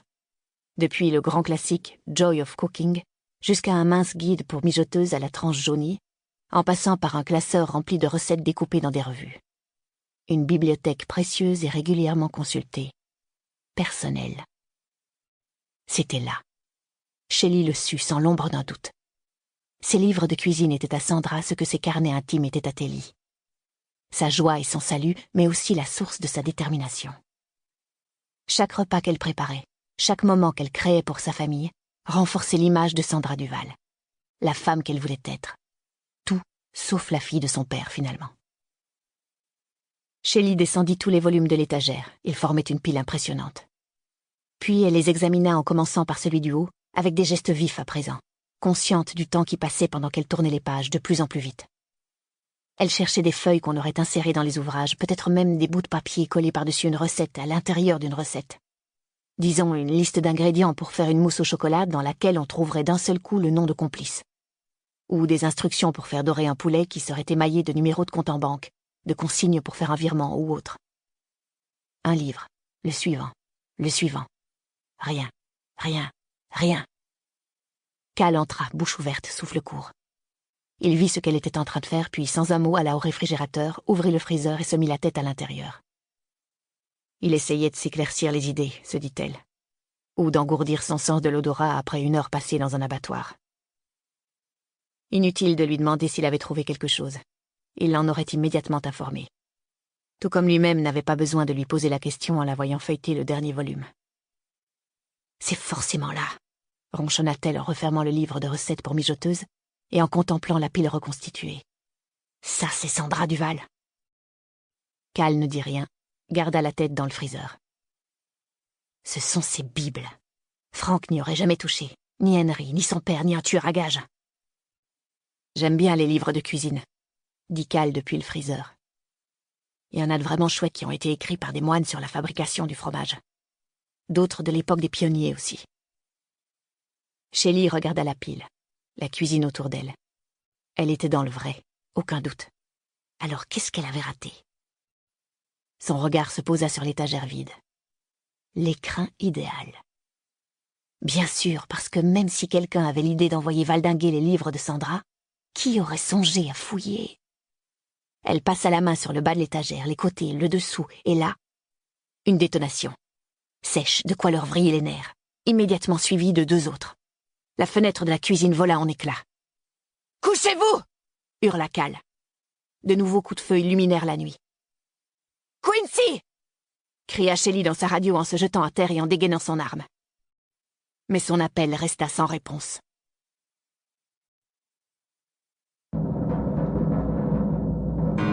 Chapitre 39. La première chose que fit Quincy pendant sa ronde fut d'identifier et d'inspecter tous les recoins susceptibles d'offrir une couverture. Les Duval possédaient un terrain d'une superficie conséquente, un demi-hectare au bas mot, ce qui n'avait rien de très surprenant dans le secteur. Une belle pelouse au cordeau et bien entretenue aurait été agréable, mais non, ils laissaient l'essentiel de la propriété à l'état sauvage. Bosquets d'arbres par ici, broussailles par là, sans parler du massif de sapins de Douglas à côté du garage, ou de la rangée de rhododendrons exubérants qui occultait l'essentiel du côté gauche de la maison. Autant de cachettes idéales pour un intrus qui attendrait son heure avant de balancer un pruneau. Quincy marchait la crosse du fusil contre l'épaule, canon pointé vers le sol. Dans des conditions comme celle-ci, le meilleur atout de Quincy était son ouïe. À l'écoute des rythmes de la nuit, l'ululement de la chouette, le cri-cri des grillons. Des bruits rassurants quand tout allait bien, mais qui se taisaient d'un seul coup à la moindre perturbation. Il était anormalement essoufflé. Si la température avait baissé, il faisait toujours largement plus de 30 degrés. En conséquence de quoi son t-shirt était collé à son torse, des gouttes de sueur roulaient sur ses joues, et dans cette atmosphère lourde et humide, chaque respiration exigeait un effort. Il y avait bien longtemps qu'il n'était plus en service actif, mais il se souvenait de ce qu'on lui avait appris. Respirer posément, inspirer lentement par le nez, expirer lentement par la bouche. Cette technique permettait de mieux oxygéner les poumons, de stabiliser le rythme cardiaque, de détendre les muscles. Il se devait d'être prêt, mais pas crispé.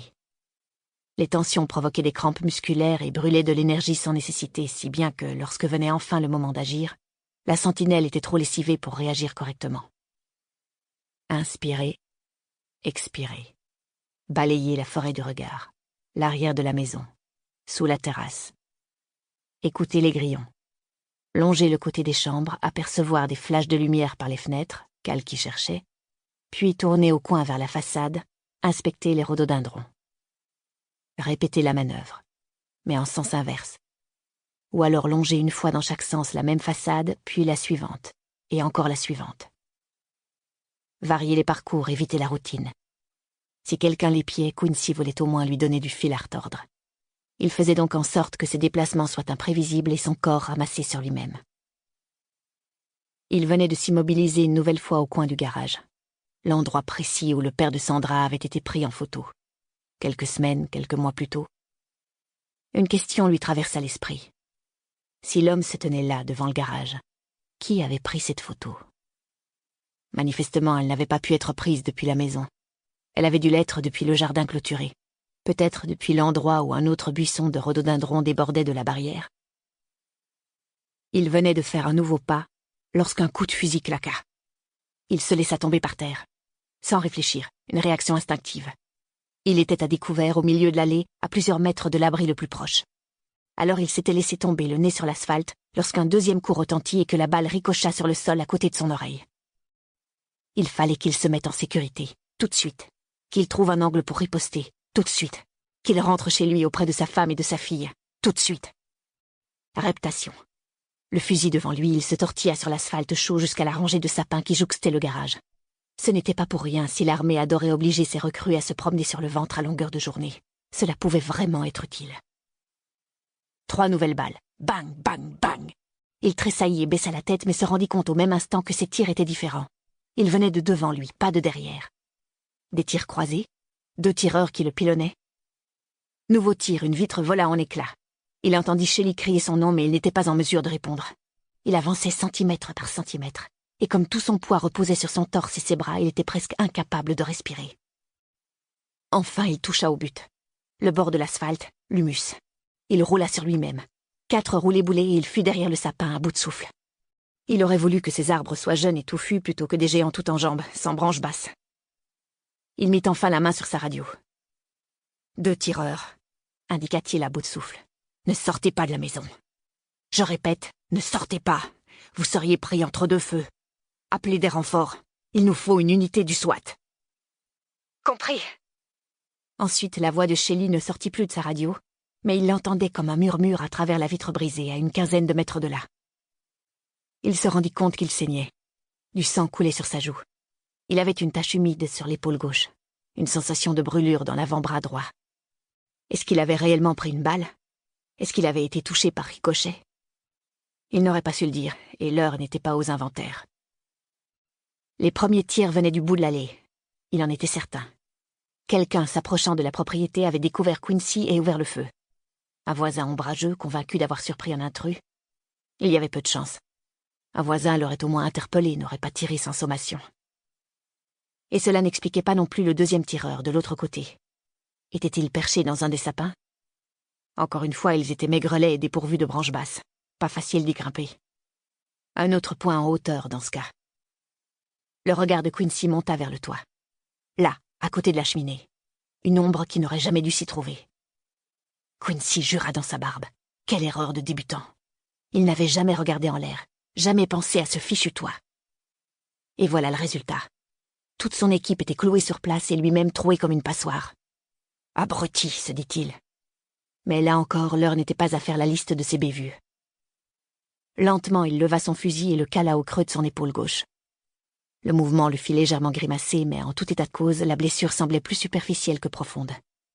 Ou alors c'était l'état de choc et l'adrénaline qui le rendaient insensible. Regardant dans le viseur, il fit le point sur la silhouette. Un homme, aucun doute, avec une carabine. Mais il était pour l'essentiel à l'abri de la cheminée. Un tireur avisé.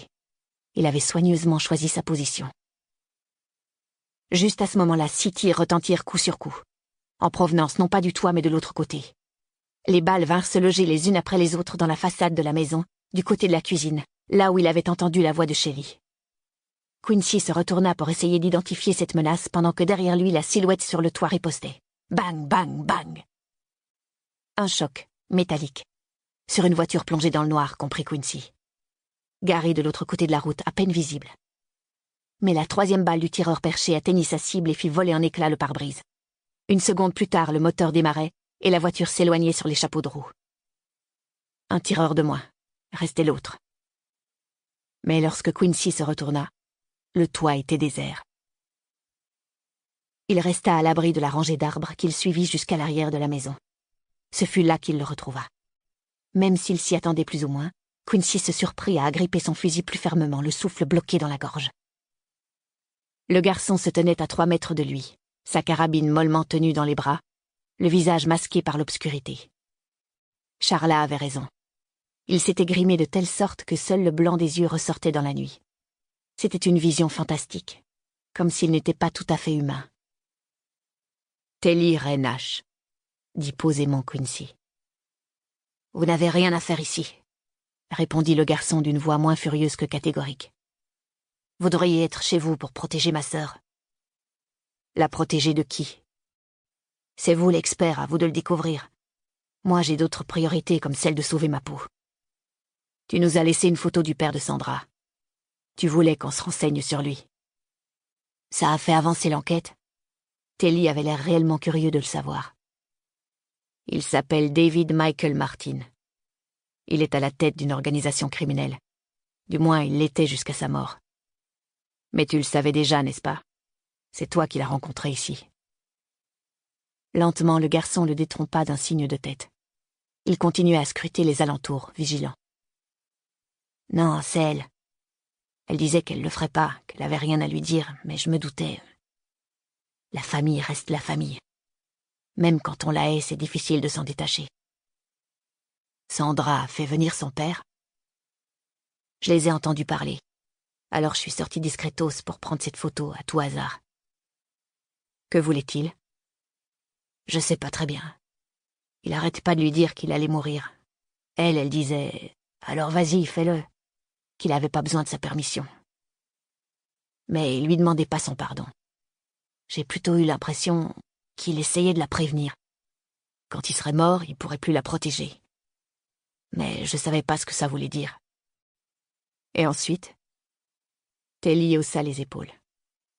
Le vieux est mort, comme il l'avait promis. Sandra a reçu un message, elle l'a froissé et jeté. La page était tournée. Sauf que l'histoire s'est pas arrêtée là.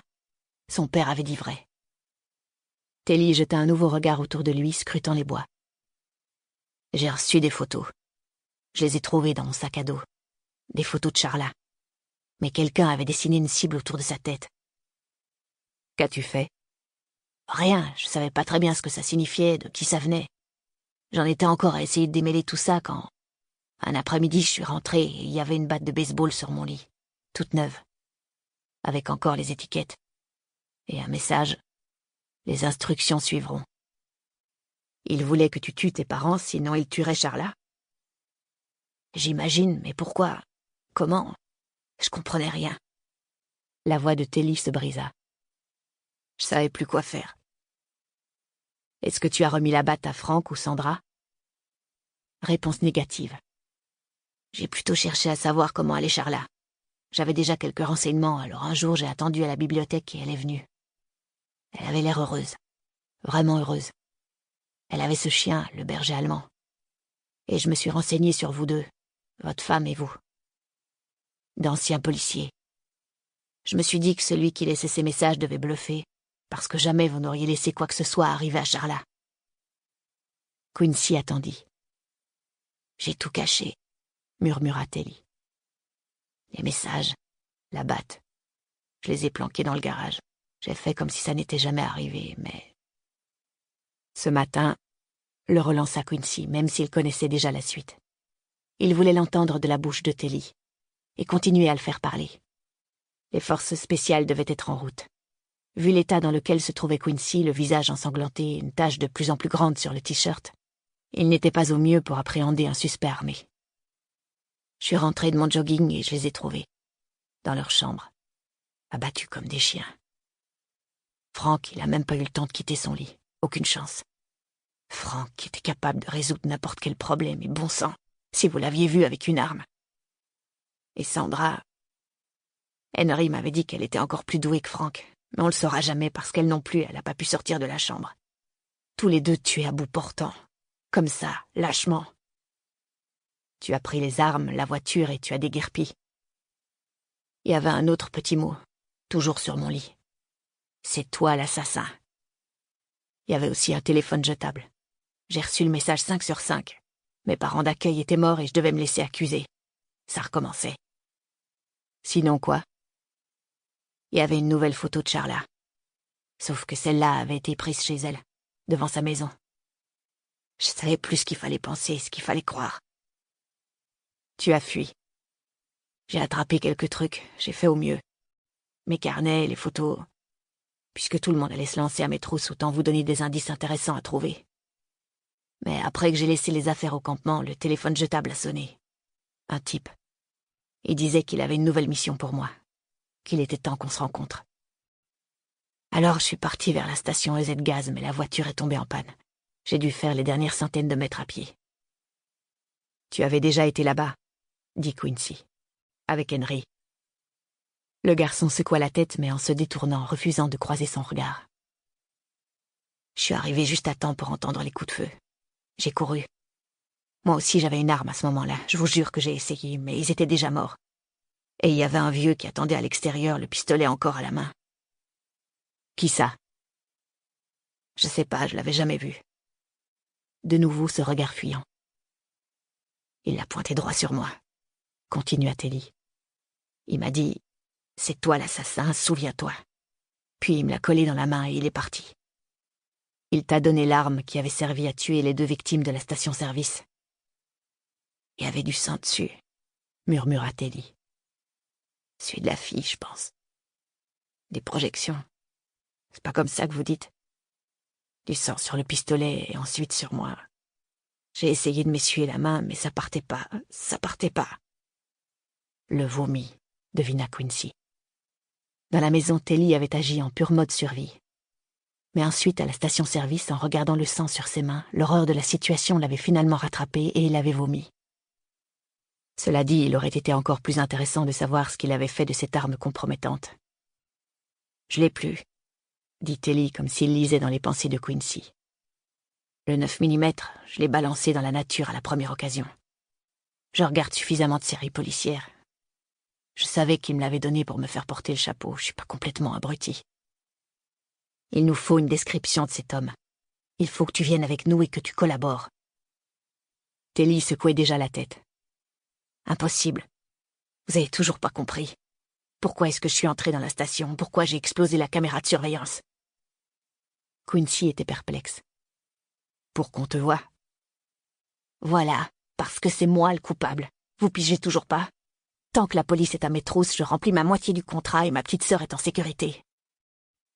Telly, tu n'es pas seulement recherché par la totalité des policiers de cet État.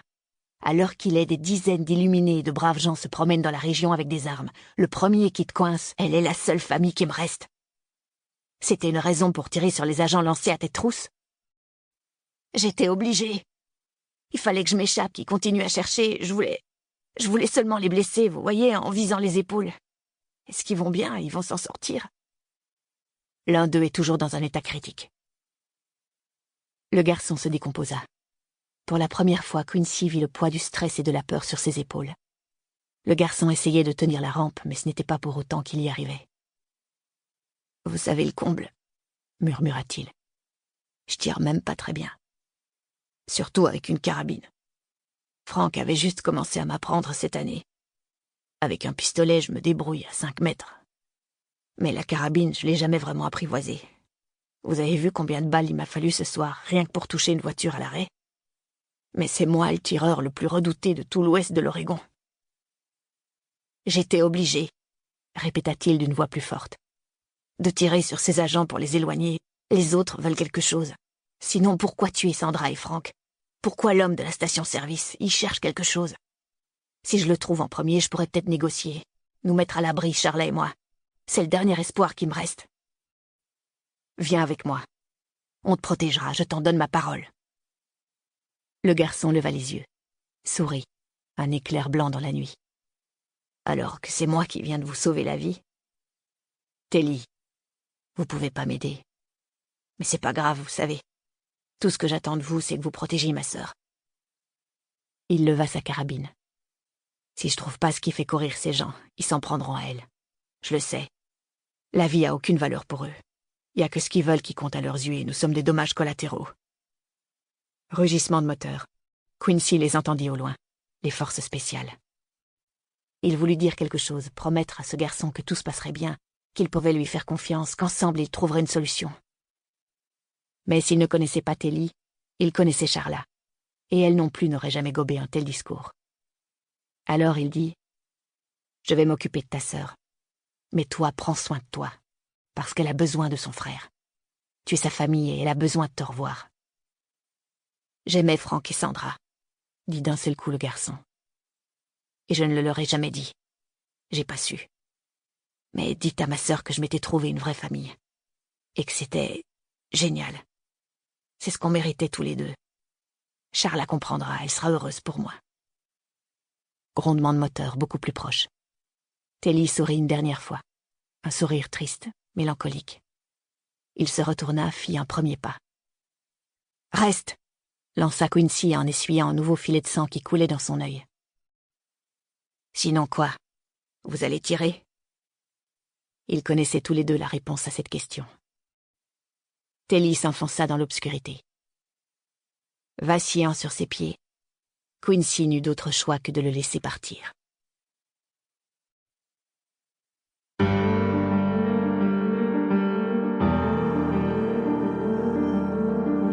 Chapitre 40.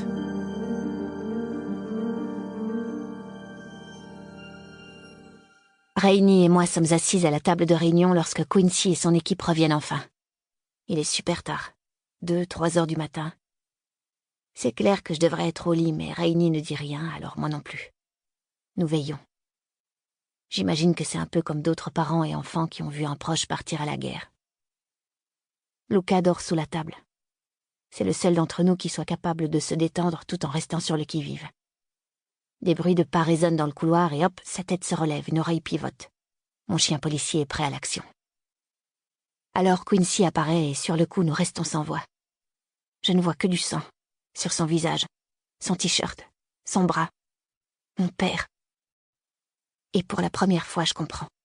Ce qui se passe vraiment. Ce que mon frère pourrait me coûter. « Est-ce que tu es... » commence Rainey qui s'est déjà levée. « Et moi? Est-ce que c'est lui qui t'a fait ça? Telly t'a blessé? » « Je vais bien, » s'empresse de répondre Quincy. « Juste des égratignures, un ricochet. » Il me regarde.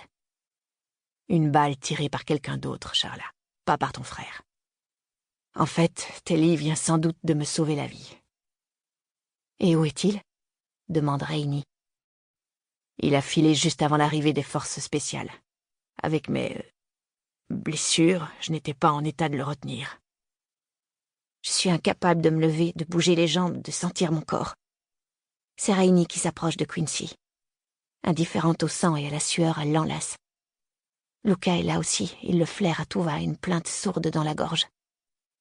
Quincy grimace mais rend son étreinte à Rainy. Il me regarde par-dessus son épaule et j'ai envie de penser qu'il sait pourquoi je reste paralysée. Toutes ces choses qu'une fois de plus je ne sais pas comment exprimer. Ce sont mes parents, me dis-je. Ma famille. Je me lève. Je rejoins Quincy, Rainy, mon chien. Et je les prends tous dans mes bras comme je peux. Pour autant, je ne dis rien. Mais c'est inutile. Parce que Rainy et Quincy comprennent depuis toujours. Quincy s'absente pour faire un brin de toilette. Le shérif Atkins est parti discuter avec son sergent. Le pisteur nous a retrouvés dans la salle de réunion. Il descend des litres d'eau et refuse de croiser notre regard. Ses mains tremblent violemment. Les derniers événements chez les Duval l'ont secoué, mais il fait de son mieux pour ne pas le montrer. J'ai de la peine pour lui. Luca s'approche, s'appuie contre sa jambe.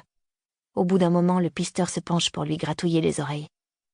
Je suis fière de mon chien. Il est plus doué que moi pour les relations humaines. Le shérif Atkins lève à peine le nez lorsqu'elle entre dans la pièce. Elle a dans les mains une liasse de papier qu'elle feuillette rapidement. Le sergent Roy et mon père la suivent en file indienne. Quincy a troqué son t-shirt ensanglanté pour une chemise de shérif qu'ils avaient en réserve. Le voir en uniforme marron nous fait sourire, Rainy et moi, mais nous baissons vite les yeux. Shelly s'interrompt le temps de nous adresser un petit salut. Quincy dépose un baiser sur la joue de Rainy, flatte la tête de Luca et bien sûr me presse gentiment l'épaule. « Tu tiens le choc ?» me demande-t-il d'une voix douce. « Tu as vraiment vu mon frère ?»« Oui. »« Tu lui as tiré dessus ?» ?»« En fait, c'est lui qui a tiré sur la personne qui me visait. Je dois dire que je lui sais gré de son intervention. »« Je le savais, » dis-je farouchement. « Il est gentil, je vous l'avais dit. C'est mon Telly, je le savais, je le savais, je le savais. » Quincy me presse une nouvelle fois l'épaule. « Ne t'emballe pas, Charla. La nuit va être longue et nous avons encore beaucoup de découvertes devant nous. »« À ce propos, » dit Shelly avec entrain. Comme nous le soupçonnions, lorsque la jeune Irène alias Sandra a fui son père et son entreprise criminelle, elle a emporté un moyen de pression avec elle. Au moment où nous avons été grossièrement interrompus, je venais de trouver une série de chiffres scotchés sous l'étagère où elle rangeait ses livres de cuisine. Je les ai rentrés dans la base de données de la brigade financière et figurez-vous qu'un résultat est sorti. Vous vous rappelez l'affaire des Panama Papers qui a révélé l'existence d'une multitude de comptes occultes appartenant à tout un éventail d'individus allant du richissime homme d'affaires aux politiciens haut placés? Eh bien, vous pouvez ajouter David Gemetti, le père de Sandra, à la liste. Le numéro en question est celui de son petit bas de laine à l'étranger. Je me mettrai en rapport avec les services fiscaux pour en savoir davantage, mais les informations parcellaires que je peux tirer des documents rendus publics indiquent que le compte est dormant depuis des années. Ni versement, ni retrait. Ce qui témoigne peut-être de la dissuasion qu'Irène exerçait sur son père. Tant qu'il lui fichait la paix, elle ne touchait pas à l'argent. « Cela représente quelle somme ?» demande Quincy. « Au début de cette année, 20 millions de dollars. » Le silence se fait dans la pièce. Même moi, j'en reviens pas. 20 millions de dollars. Ça fait un paquet d'argent. J'arrive même pas à me le représenter.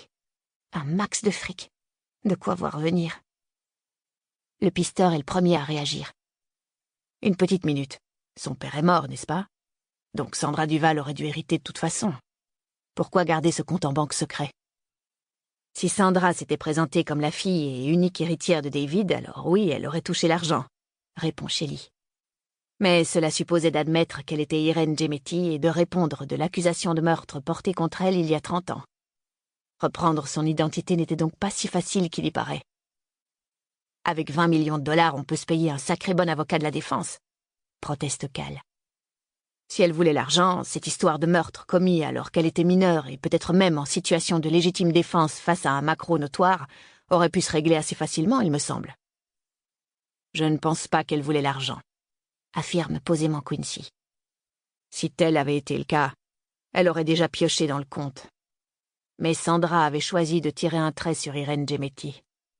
Je ne crois pas que la mort de son père y ait changé grand-chose. Autrement dit, 20 millions de dollars dorment sur un compte en attendant preneur.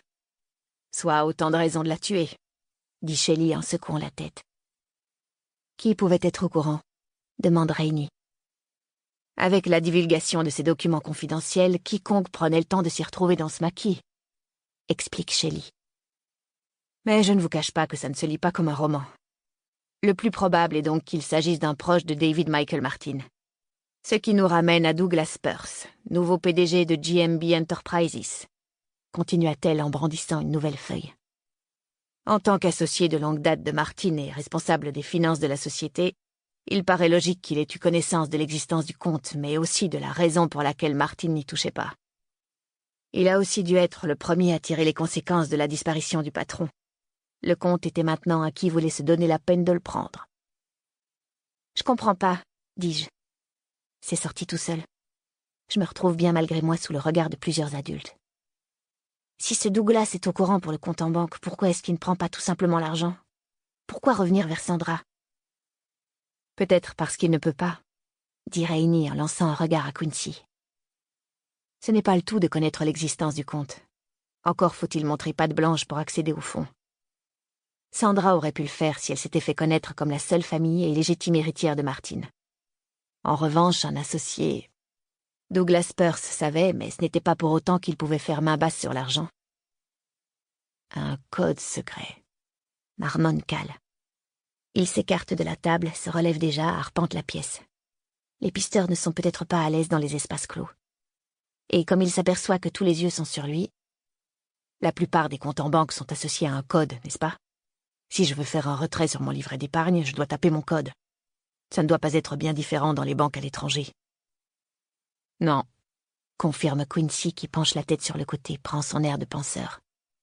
Peut-être que Sandra détenait cette information dont Douglas Pearce avait impérativement besoin. La clé pour débloquer 20 millions de dollars. Rainey enchaîne. Donc Douglas lui a envoyé son fils Richie pour récupérer le code PIN, le mot de passe ou je ne sais quoi. Ça fait 1 heure que Roy essaie de joindre Douglas Pearce, officiellement pour l'informer de la mort de son fils, mais M. Pearce ne répond à aucun de ses numéros, indique Shelley. De sorte que je me demande s'il ne serait pas le tireur numéro 2 qui se promène dans mon comté. Celui qui a un grain de beauté au poignet, m'étonnai-je. Celui des images de la station-service? Rainey n'est pas d'accord. Pourquoi Douglas Pearce aurait-il tué son propre fils? Surtout s'il avait agi sur son ordre. Objection retenue, concède Shelley. Pour info, dit-elle en regardant Quincy.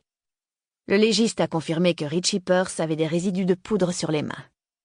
On peut donc penser que c'est bien lui qui a tué le couple Duval. Reste à savoir ce qui s'est passé ensuite. Telly m'a dit qu'ils étaient morts quand il est rentré chez lui ce matin, raconte Quincy à l'ensemble du groupe.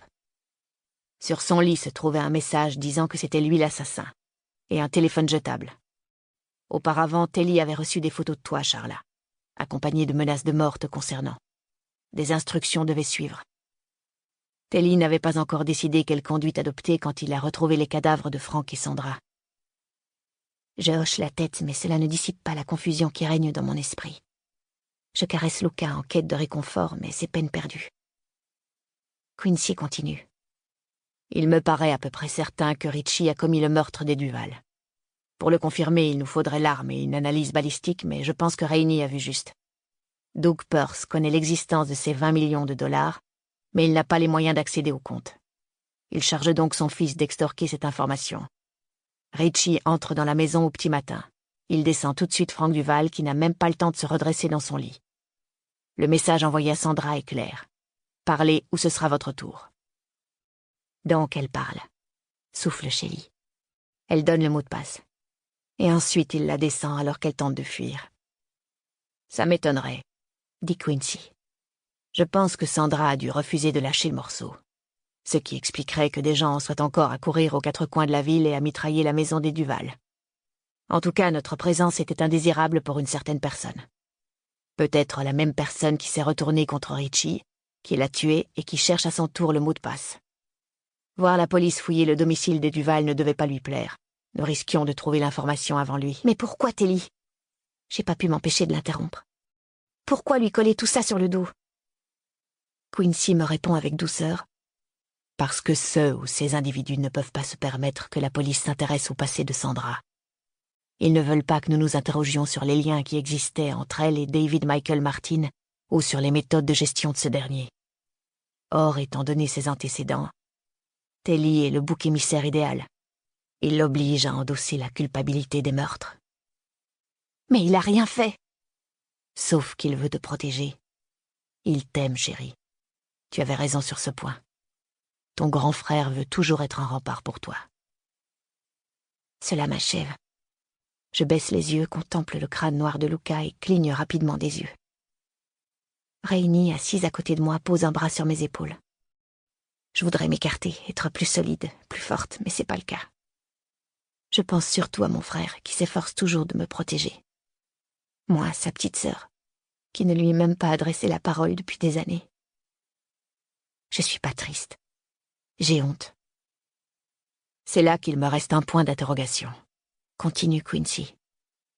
D'après Telly, après avoir trouvé les Duval et le message, il a chargé le matériel de camping dans la voiture et il est parti. Il savait qu'il était dans le pétrin. Pour protéger Charla, il fallait qu'il ait l'air d'un assassin en fuite. Mais tant qu'à avoir la police aux trousses, il a voulu semer des indices, notamment la photo de Martine prise chez les Duval. Il a rencontré le père de Sandra? Demande Rainey, le bras toujours sur mes épaules. Non. D'après Telly, c'est Sandra qui a eu une entrevue avec lui. Peut-être qu'elle avait finalement décidé de faire amende honorable. Telly ne savait pas trop. Mais après son départ de la maison des Duval, il a reçu un appel sur le téléphone jetable. On lui donnait rendez-vous à la station EZ Gaz. Là-bas, il a retrouvé quelqu'un qui lui a mis un 9 mm dans la main. « C'est toi l'assassin », a dit l'homme. La même phrase que dans le message chez les Duval. Et il est parti. À l'intérieur de la station-service, Telly a trouvé Richie mort, ainsi que la caissière. Désemparé, il est entré dans le champ de la caméra et il a tiré, l'idée étant toujours de se faire passer pour le coupable. Il le fallait s'il voulait protéger Charla. Rainey s'écarte, le front plissé. Donc l'ancien bras droit de David aurait envoyé son fils Richie récupérer le mot de passe auprès de Sandra. Richie aurait tué Sandra et Frank. Et ensuite, lui-même se serait fait tuer. Voilà, dit Quincy. J'aime pas cette histoire, dis-je simplement. Eh bien moi, je ne la suis pas jusqu'au bout, dit Shelley. Elle se masse la nuque. On dirait qu'il nous manque un protagoniste. Un rival de Doug Pearce, peut-être. Hypothèse logique, approuve Quincy. Et cet individu mystère aurait liquidé la concurrence, mais lui aussi a voulu faire porter le chapeau à Telly. Donc il devait savoir que cela faisait partie du plan de Richie, constate Shelley. Ce qui signifie qu'il ne s'agit pas d'un rival extérieur, mais au contraire d'un ennemi intérieur, qui connaissait le plan d'origine, confirme Quincy. Dans une organisation comme GMB Enterprises, ce genre de lutte intestine n'a rien de bien surprenant. Mais il n'a toujours pas le mot de passe, dit Rainey. C'est pour ça qu'il est retourné chez les Duval ce soir. Il est tombé sur vous et il a ouvert le feu. Pourquoi se retenir pour 20 millions de dollars? Demande Quincy en touchant avec embarras les staphylades sur sa tempe.